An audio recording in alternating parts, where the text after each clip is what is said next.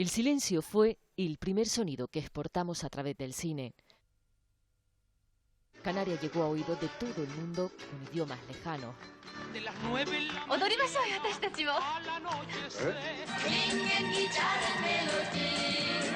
Nuestras islas inspiraron guiones épicos, pero con una versión propia de la historia. Mis faicanes y mis guairos se reunirán para examinar vuestras proposiciones. Y reflejada como paraíso de verano. Hasta que nuestros autores decidieron poner voz a la realidad isleña. ¡Arriba España! ¡Arriba!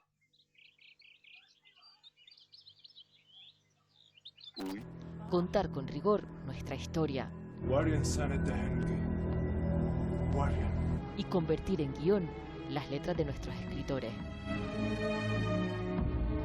Repasamos 100 años de historia de Canarias en pantalla grande. Luis Roca, cineasta, escritor cinematográfico. Te hemos invitado al Canarias Escultura porque queremos acercarnos al cine, pero a ese cine que habla y refleja Canarias. Bienvenido.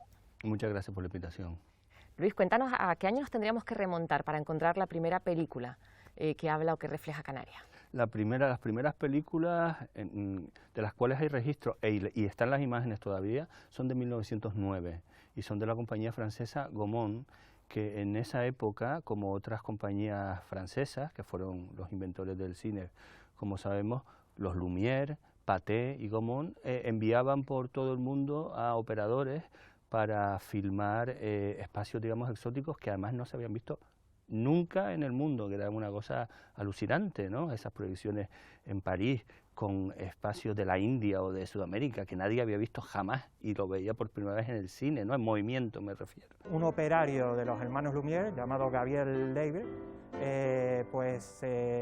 hace escala en Gran Canaria en un viaje a América y graba esa primera proyección que se hace en la isla de Tenerife. Se grababa a las mujeres sacando el carbón, recolectándolo. Hizo la proyección en México con una mala suerte de que hay un incendio en esta filmoteca y se pierde esas primeras grabaciones. ¿Esas serían las primeras imágenes y la primera película como tal? La primera película que muestra Canarias en la ficción es una película de 1928 que se llama La hija del mestre, de Carlos Luis Monzón y producido por una productora que se llama Gran Canaria Films y rodada sobre la zarzuela de Santiago Tejera Osabarri del mismo nombre en el barrio marinero de San Cristóbal. Es una historia costumbrista sobre los amores de la hija del mestre y un barbero que es de otro barrio y que el mestre no lo ve como un buen pretendiente para su hija y se desencadena una importante tragedia durante la pieza, ¿no? ¿Qué importancia ha tenido la música en la historia del cine desde los inicios? En la época del cine mudo, que no había banda de sonido, pues las películas se acompañaban con piano normalmente o con pequeños conjuntos que ofrecían interpretaciones musicales que muchas veces, la mayoría de las veces, no estaban previstas para esa música, simplemente para esa película, simplemente la acompañaban. La música es lo que en muchos casos ha mantenido digamos, el vínculo emocional más fuerte del espectador con el cine. El fenómeno cinematográfico, la música forma parte del cine desde su nacimiento, desde las primeras proyecciones cinematográficas, y no se puede disasociar un elemento del otro porque siempre han estado juntos. El proyecto de Oscar fue increíblemente ambicioso, enorme, muy potente. Están buscando un cuadro de Oscar Domínguez. Dicen que es muy valioso y que pertenecía a mi abuela. Esta va a ser mi obra maestra. Todas las piezas del disco son, absolutamente todas, son los nombres originales de cuadros de Oscar Domínguez. Bueno, es un proceso muy complejo, pero muy fascinante a la vez. En mi caso, para mí es esencial leer el guión, ¿no? Leer el guión de la película, el texto, y ha habido muchos casos en mi filmografía en las que he empezado incluso a escribir la música de la película, una propuesta de tema central, incluso de suite, como me he venido muy arriba, sin haber visto una sola escena. Escribí la música del documental que narra la historia del famosísimo Corrillo de La Palma. Utilicé percusión, como era las chácaras, el tambor, además esta pieza tiene como una fuerza muy grande, ¿no? Evidentemente, si la escena lo requiere, imagínate, encantadísimos de explorar nuestros recursos isleños, claro que sí.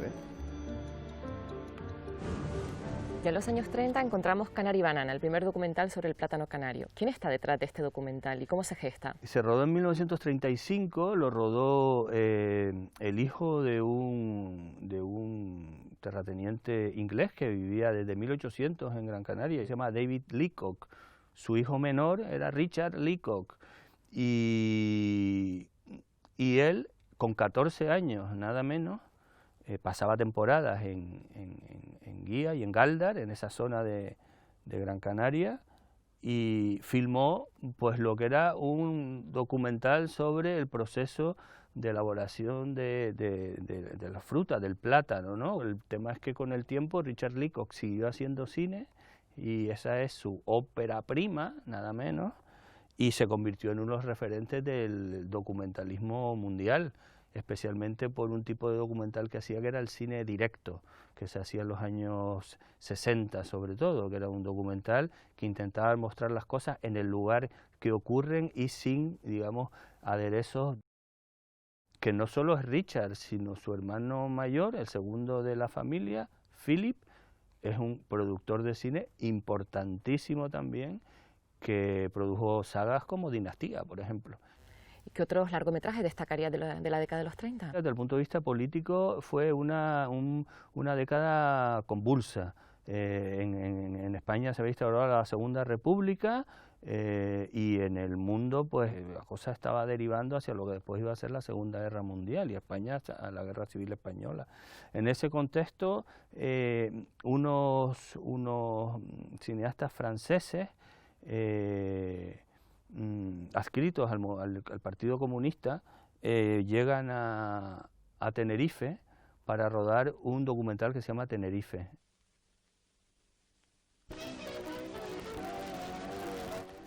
Es una de las pocas muestras que hay en Canarias de cine político, en este caso documental político. Muestra, digamos, la cara B, ¿no? En este caso de la isla de Tenerife, sin detenerse en los grandes paisajes y ensalzando lo que ven desde un punto de vista, digamos, promocional, sino simplemente viendo, digamos, sus miserias, ¿no? Es interesantísimo también porque Lotard, con la misma cámara, después y rodó con Luis Buñuel el documental político también, Las Urdes, Tierra sin pan, el único documental de Buñuel, de un enorme reconocimiento mundial. Es la enfermedad específica de esta zona de las Urdes que constituye el objeto principal de este reportaje. Estaba también, por ejemplo, Alma Canaria, donde se mostraba quizás la parte más folclórica, ¿no?, del archipiélago. Sí, justamente empezaba a balbucear la industria turística de las islas a través de, en algunos casos, de algunos artistas de gran renombre, en Gran Canaria Néstor Martín Fernández y en Tenerife el arquitecto Marrero Regalado, y que propugnaban pues lo que se vino a conocer como el tipismo, ¿no?, que era como precisamente eso, tomar, digamos, las características, digamos, costumbristas, de vestuario, de comportamiento, digamos, del canario y transformarlos en una especie de realidad idílica a ojos del turista. Y a mí me hace mucha gracia una escena que tiene, que es la del empaquetado de plátano, porque muestra ese proceso pues con los personajes pues cantando una canción que es una zarzuela directamente, como felices y contentos de estar desarrollando esa tarea.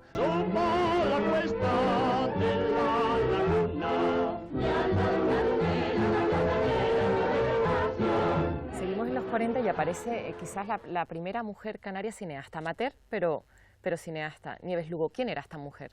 En 1922, a razón del invento de los hermanos Lumière, nacen otros inventos como el Pate Baby, la cámara Pate Baby, que es la que llega a Canarias, y el proyector Pate Baby, que lo tenemos ahí expuesto. Nieves Lugo se hace con una pequeña cámara esta y empieza a grabar una mujer pionera en ese momento, porque era raro que una mujer tuviera estas inquietudes. Nieves Lugo fue la primera mujer cineasta canaria. Y se te olvida que también fue fotógrafa. Vale, perdón. Nieves Lugo fue cineasta y fotógrafa. Bueno, en realidad también fue fotógrafa, fue maga, fue escultora, fue pintora. Era una mujer multifacética. Vale, entonces Nieves Lugo fue una cineasta, fotógrafa, maga, música, pintora y escultora. Ahora sí lo dijiste bien. Perfecto, y también fue madre de 5 hijos, porque Nieves Lugo fue una mujer adelantada a su tiempo, pero vivió en su tiempo y con sus circunstancias. De hecho, fue la primera mujer canaria en retratar su tiempo y sus circunstancias. Nieves estaba casada con un médico, así aprendió a revelar radiografías, que le llevó a interesarse por la fotografía, lo que le llevó a interesarse por el cine. Las imágenes que están viendo ahora pertenecen a una colección que ha podido restaurarse gracias a la Filmoteca Canaria y en las que Lugo reflejaba la vida de la Orotava o las fiestas de La Palma. Se rodaron entre finales de los años 20 y principios de los años 50 del siglo pasado. En 1950, Lugo grabó su única obra de ficción, el cortometraje de 17 minutos La Sortija Encantada. Fue el colofón a una carrera que acabó poco después. Nieves Lugo, pionera del cine en Canarias, falleció con 50 años en 1958. Es interesante reivindicarla como ejemplo en Canarias de todas esas mujeres que son cineastas o que han sido cineastas y por su condición de mujer pues no han tenido la proyección que merecían. De ti me has dicho, Luis, que es quizás la película que más rastro emocional ha dejado en Canarias. ¿Por qué? Es la película más importante rodada en Canarias en el siglo XX por la movilización que supuso. Se utilizaron soldados que estaban en el ejército, se les obligó a participar como extras, en ese caso haciendo de los soldados castellanos, y se hizo un gran reclutamiento de luchadores de la lucha canaria para formar parte del ejército canario.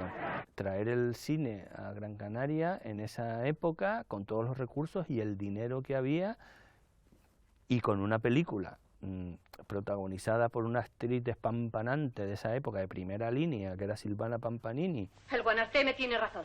Si ha dicho paz, la paz debe ser. No somos nosotros, Guayarmina. Yo no quería. Por Marcello Mastroianni, que estaba al inicio de su una carrera, voz pero quiso ahí el capitán español, don Diego, y por Gustavo Rojo, que era también un actor importante, hijo de Mercedes Pinto, por cierto, mexicano, nacido en México, hijo de Mercedes Pinto. Pues dejó pues numerosísimas anécdotas. Cuando el grupo de canarios, de luchadores de lucha canaria, en la batalla final, que como sabemos acaba con la conquista de Gran Canaria, es decir, gana el ejército castellano y pierde el ejército español, el ejército de los canarios aborígenes se negaron a perder esa batalla en el rodaje, porque decían que esa pelea ya la habían perdido una vez y no la iban a volver a perder. Y entonces el director italiano, que era Paolo Moffa, les daba las instrucciones para que se dejaran vencer, se dejaran caer de los sitios donde estaban, cayeran, y ellos se pusieron de acuerdo entre ellos para ir a atacar a uno, al otro, y decían que no perdían esa batalla, que no la volvían a perder, y realmente esas secuencias de la batalla, muchas se tuvieron que rodar después en la península.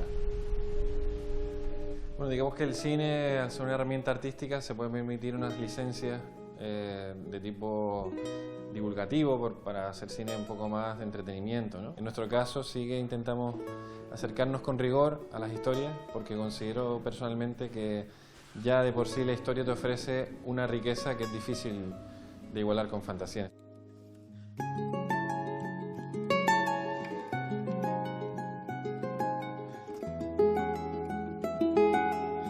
Las fuentes históricas, las crónicas y también los estudios arqueológicos, antropológicos han sido fundamental para nosotros para nutrir nuestras historias de ese rigor que al final te ofrece ese aroma de autenticidad que es lo que buscamos.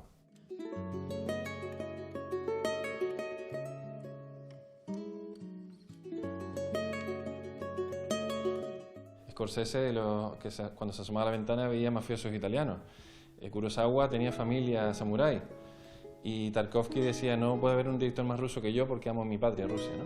Y en ese sentido creo que siendo canario y viviendo aquí, caminas y ves cuevas, ¿no? Y a poco que rasques, conoces la historia de Canarias, te enamoras de ella, siendo tan desconocida como es, pues no podía hacer otra cosa que contar esta historia en sí.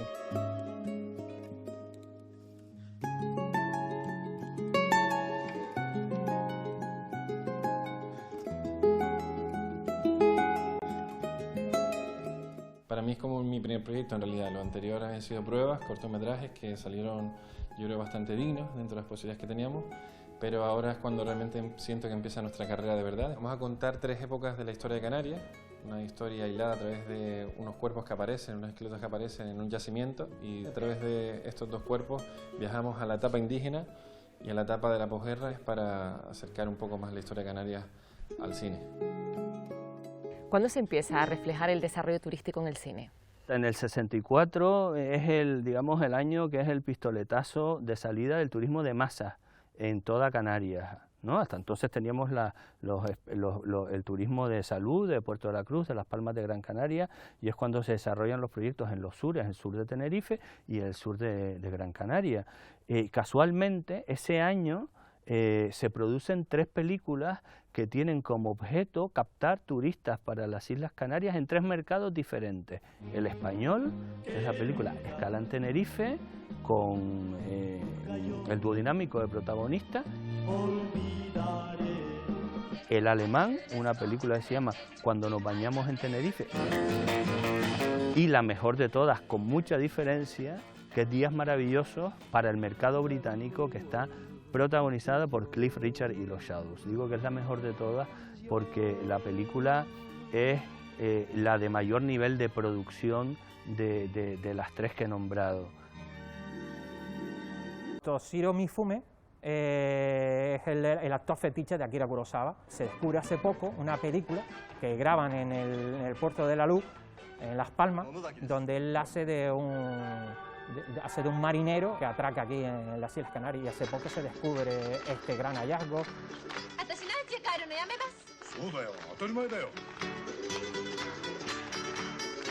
Del Camino Dorado ya nos metemos en los 70, has dicho que es la primera película profesional. Todo lo demás han sido películas filmadas por cineastas de fuera que venían a rodar aquí, ¿no? Pero en este caso hablamos de Ramón Saldías, que es un cineasta vasco que llegó a Las Palmas de Gran Canaria en 1971 y se afincó y realizó toda su trayectoria como productor aquí. Y entonces en el 79 hizo una película que se llama El Camino Dorado, que es una historia sobre el alcoholismo, sórdida, ubicada en el barrio de Las Alcarabaneras y también con escenas en el sur de la isla, en la zona del Faro de Maspalomas, que la vemos absolutamente con los tomateros al lado donde hoy están los grandes hoteles, en todo el sur turístico de ese momento, en el manicomio de Santa Brígida, y la película fue la primera película que compitió en el Festival de Cine de Cineasta Canario, digamos, que compitió en el Festival de Cine de San Sebastián en la sección de nuevos realizadores.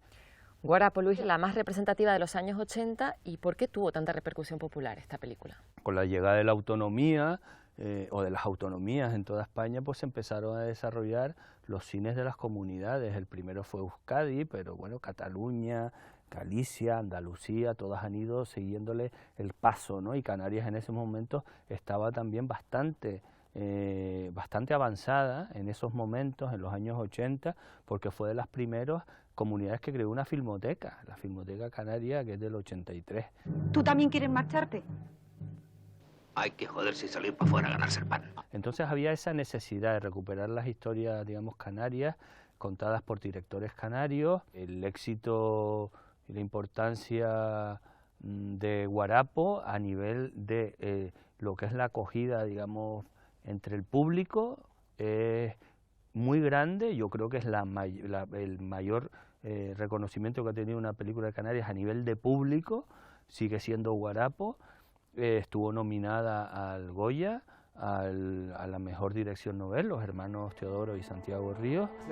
Estrenó, por ejemplo, el Cine Víctor, pues tuvo más de 3 meses de cartelera, y la gente venía de interior a ver la película, porque introducimos de forma muy directa con cientos y miles de familias canarias y las experiencias tenidas.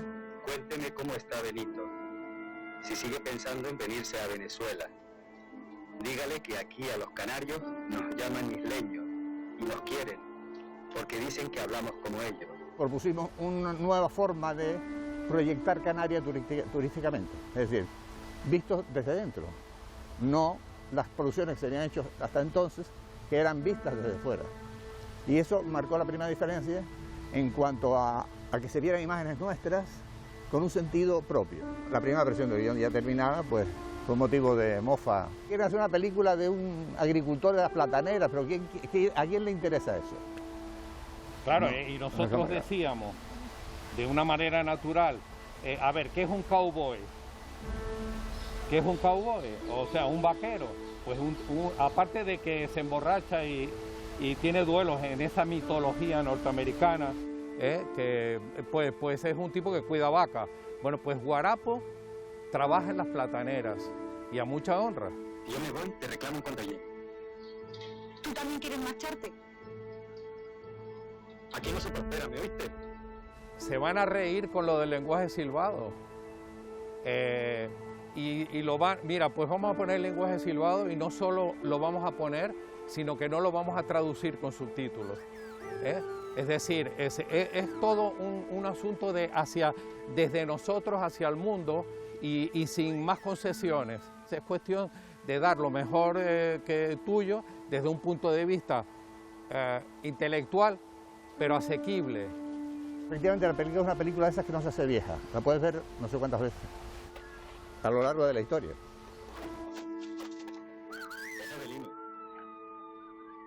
Con Mararía nos adentramos ya en los 90, la película que más nominaciones se ha llevado a los Goya, y además Sí. tú trabajaste en ella. Y fue el gran sueño, cumplir el gran sueño del cine de Canarias, que lo había desde los años 70, de adaptar la novela de Rafael Arozarena, que siempre se dijo que esa iba a ser la película fundacional del nuevo cine canario. Y entonces eso lo hizo, lo logró convertir en realidad Andrés Santana, nada menos que convenciendo, que fue muy difícil, al director Antonio José Betancourt, que había hecho Valentina y Crónica del Alba, y que era uno de los directores más celebrados de su generación, el mejor, según Pilar Miró, de su generación. Y a Antonio, que llevaba 15 años o 12 años sin rodar una película de ficción, finalmente aceptó, y esa película pues fue nominada a 4 premios Goya, y ganó el de la mejor fotografía, que la hizo Juan Antonio Ruiz Anchía, que es un director amigo de Antonio Betancourt, que había trabajado con él en sus películas y que se lo trajo de Hollywood, porque Juan Antonio Ruiz Anchía venía de Hollywood y se trajeron unos equipos de filmación de cine que no se habían traído nunca en España en ese momento. Entonces la fotografía de Mararía es espectacular y es la película, única película de largometraje de ficción canaria que ha estado nominada tantas veces a los Goya, 4, realmente es la única, porque las demás que han estado nominadas han sido documentales, y también dio a conocer a una de nuestras actrices más importantes, que es Goya Toledo.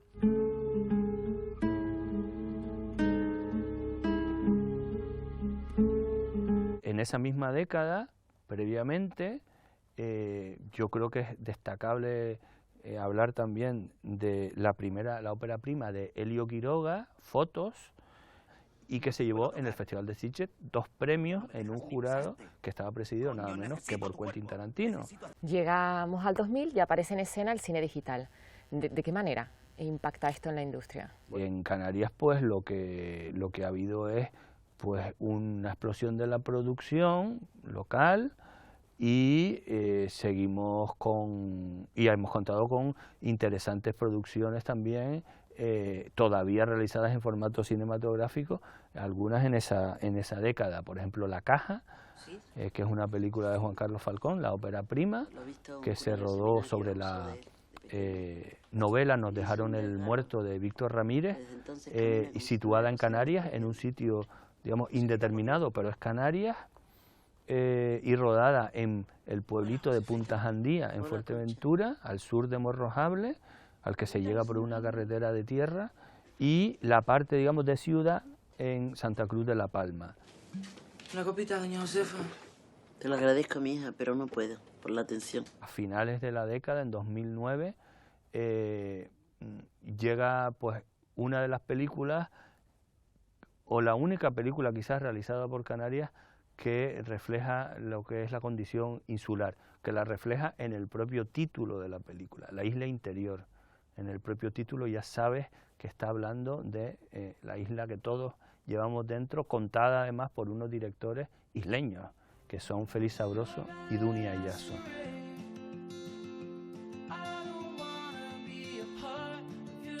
La isla nos servía como metáfora, por eso del título de La isla interior, como metáfora de unos personajes aislados, y entonces la sensación de búsqueda, de huida, hay incluso una imagen muy gráfica de uno de los personajes recorriendo una carretera en coche en un momento emocional en el que está muy tocado y que llega al límite y no puede seguir y llega al límite del mar.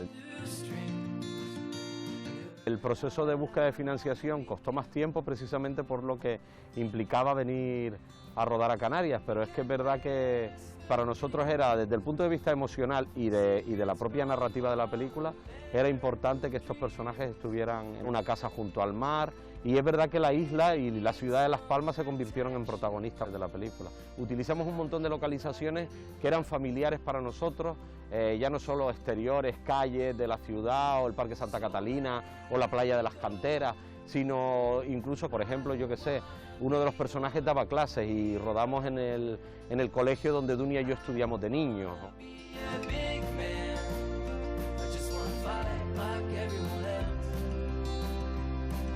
Nos convertimos en dos que trabajábamos juntos, teníamos mucha complementariedad, pero también echábamos un pulso para poder trabajar juntos, porque compartir la dirección es algo muy complejo. Pero sí es verdad que he tenido que reeducarme para poder entenderme a mí mismo como cineasta sin Dunia.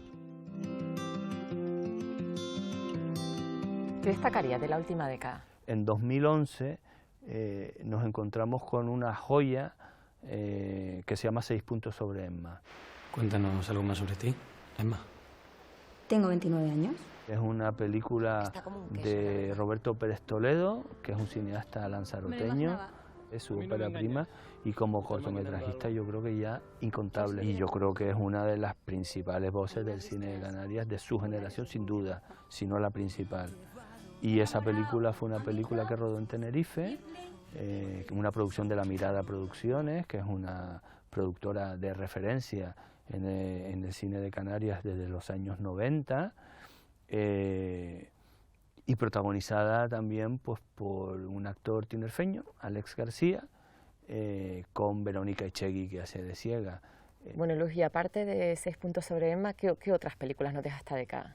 Hay películas interesantes como Acantilado, que se rodó en Gran Canaria, por Elena Taberna, con Ingrid García Johnson de protagonista, la historia de una secta, como digamos manipula pues, a una mujer hasta llevarla al suicidio. Otro fue Andrés Coppel, que sí rodó una película ambientada en Canarias, en este caso en La Gomera, que se llama La niebla y la doncella, que estuvo en sección oficial en el Festival de Málaga. También la película La isla del viento, de Manuel Menchón, rodada en Fuerteventura, recrea la historia de Unamuno en su destierro en esa isla. Y es una película que antecede a la película que hace 2 años pues, estrenó Alejandro Amenábar sobre el escritor bilbaíno, ¿no? Y está protagonizada nada menos que por uno de los grandes nombres de la escena cinematográfica y teatral española, que es José Luis Gómez en el papel de Unamuno, que hace un papel formidable. Sorprende, Luis, que prácticamente todo el archipiélago se ha visto reflejado en el cine. Sí, todas las islas, también la isla del Hierro, con una película primero de largometraje en 2010, protagonizada por Elena Naya, que se llama precisamente así, Hierro. De esa isla, además, hay un precedente muy interesante en un cortometraje de Andrés Coppel que se llama La Raya, que cuenta el momento en el que los ingleses se llevaron el meridiano de Orchilla, que es donde estaba hasta ese momento, a finales del siglo XIX, a Greenwich. Y entonces es la raya, invisible raya, que es parte del faro de Orchilla y que el farero intenta defender por todos los medios. Hemos repasado 120 años de historia del cine sobre Canarias, y nos ha hablado de lo que ha aportado Canarias, ¿no?, a la industria. Pero ¿qué ha dejado este sector, qué ha supuesto este sector para el archipiélago? Al principio hablábamos de las películas de Gaumont de 1909 y es importante eso, importante ver que el cine cuando llegó a Canarias llegó con compañías de fuera, porque la industria no está en Canarias o no ha nacido en Canarias. Ya nos hubiera gustado que a alguien se le hubiera ocurrido, pero se le ocurrió a alguien en París y después se desarrolló de manera más importante en la costa oeste de Estados Unidos. Entonces, han venido desde el principio. Nosotros tenemos cine porque hay gente de fuera que ha venido a rodar aquí. Y beneficios importantísimos a nivel de proyección de la imagen de las islas en pantallas de todo el mundo.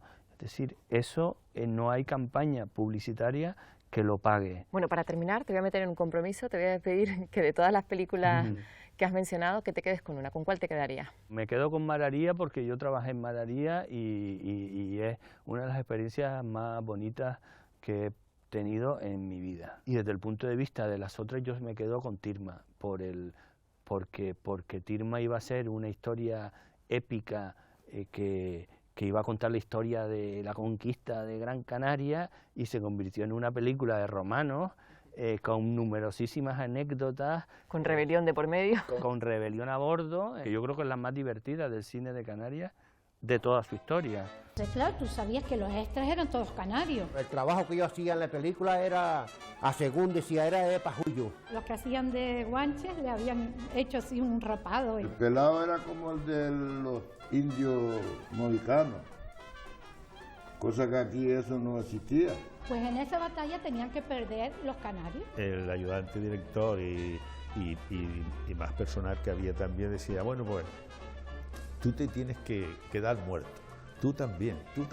Ajá, ¿qué te crees tú eso? Los tonsurados no habíamos tomado aquello tan en serio que va. No queríamos perder nunca ninguna batalla, que no la perdimos. El director o yo no sé quién, que se dejen vencer, que ahora vencen los castellanos y que no había modo. Porca Madonna, fregariente, corten. Porque no había un tonsurado que se quedara en el suelo. Ellos con piedras, con palos, luchando, pero luchando de verdad. Nos venían los pobres soldados y le pegábamos unos palos, pero palos. No veas el follón que se armó, porque luchaban, los canarios luchaban contra los castellanos y no se dejaban vencer. Y el pobre director estaba que echaba chispa.